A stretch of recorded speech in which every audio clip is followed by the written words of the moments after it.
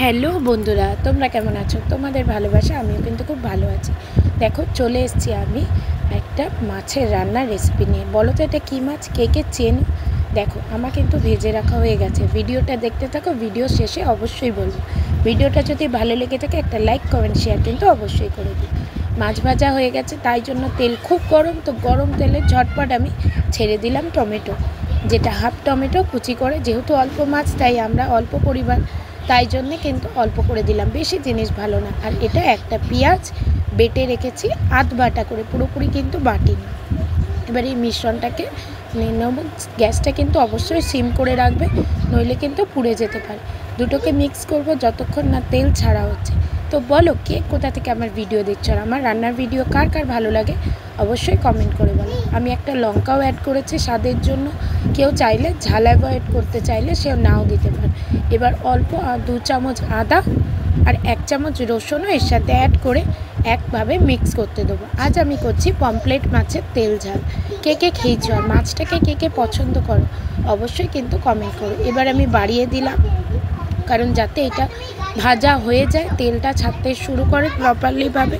তো যাতে পেঁয়াজ বেটে রেখেছিলাম অল্প একটুখানি জল নিয়ে ওর মধ্যে দিয়ে দিলাম, যাতে মিক্সটা ভালো হয়। আর এটা পুরোপুরি টমেটো আর পেঁয়াজটা সেদ্ধ হয়ে গিয়ে তেলটা নিজের থেকেই ছাড়তে শুরু করে। দেখো কত সুন্দরভাবে তেল ছাড়তে শুরু করেছে। দেখবে এরকম ছিটে ছিটে দিলে বুঝে যাবে যে তেলটা ছেড়ে গেছে। দুটো কিন্তু মিক্স হয়ে গেছে। এবার আমি কি করব, ভালো করে নেড়ে চেড়ে নিয়ে আমি গ্যাসটাকে কমিয়ে দিলাম, কারণ এবারে মশলা দেওয়ার পালা। তো অবশ্যই তো হলুদ দিতে হবে। হলুদ ছাড়া কি তরকারি ভাল লাগে? না, ভাল লাগে, তবে মাছের তরকারিতে হলুদ কিন্তু মাস্ট। হলুদ, লঙ্কা গুঁড়ো, জিরে গুঁড়ো, ধনে গুঁড়ো এর মধ্যে আমি অ্যাড করে দিচ্ছি।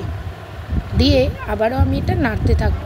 তো বন্ধুরা, ভিডিওগুলো যদি ভালো লেগে থাকে একটুখানি সময় বের করে বন্ধুটার ভিডিওটা শেয়ার করে দিও, যাতে সবার মধ্যে আমি ছড়িয়ে যেতে পারি, তোমাদেরও নিয়ে যেতে পারি। আর দিলাম কি স্বাদ মতো নুন। আর বন্ধুরা অবশ্যই যে দিকটার মশলা দেবে তার উল্টো দিকটা দিয়ে নাড়বে, যাতে মশলা যেগুলো লেগে থাকে খুন্তিতে সেটা কিন্তু নিচে মিক্স হয়ে যায়। এবার আমি অল্প একটু জল দেব, যাতে এর মধ্যে মাছটা ভাজা হয়ে যায়, কারণ আমি তো ওটা তেল ঝাল করছি।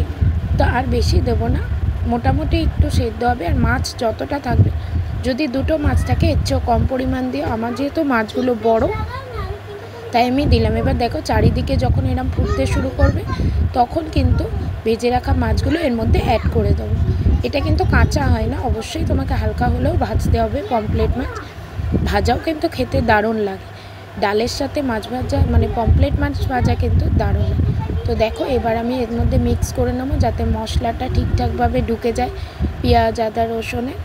তো দেখো এই হলো ফাইনাল লুক। কার কার ভিডিওটা ভালো লাগলো অবশ্যই কমেন্ট করো।